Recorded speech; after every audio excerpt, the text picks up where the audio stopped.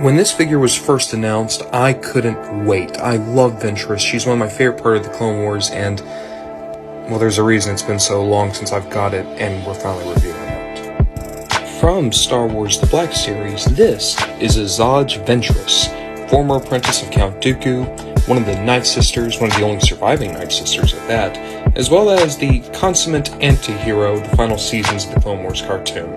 And unfortunately, we really don't know what happened to her in canon. Wait, yeah, we do. Dark Disciple is canon. I'm sorry, when it comes to Clone Wars, I actively forget what are things that were canceled episodes and what are things that had become canon. Dark Disciple became a book, and it is canon, which is a shame, because I think that would have been really cool episodes too. But, you know, we got a good Season 7, and we also have the book to go with it. So, yay!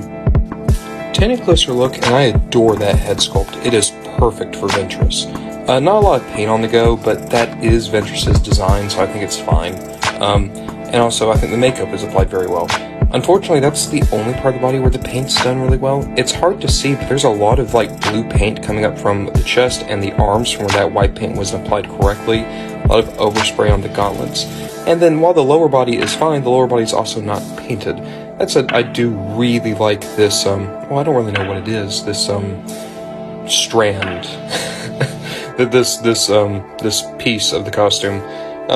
Unfortunately, this and the more skirt material, which by the way is a very nice material, great color as well, those don't really come off. You could do it, but you're going to need to get an epoxy knife, and there's no guarantee you're going to be able to get it back on. And once you do, her lower body isn't painted, so it's going to look really weird. I also have some real problems with the articulation overall. Like most Star Wars characters, the wrist articulation goes inward, which is useless. With a sword character, I want the wrist to go out, which you can kind of accomplish through the, bend of the lightsaber, but it could look so much better. And then, of course, single jointed elbows, which are fine.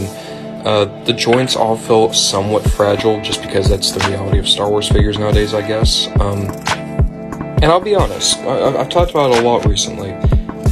They're still making characters I really like, but I'm really burnt out on buying Star Wars figures because I can feel how they're getting cheaper.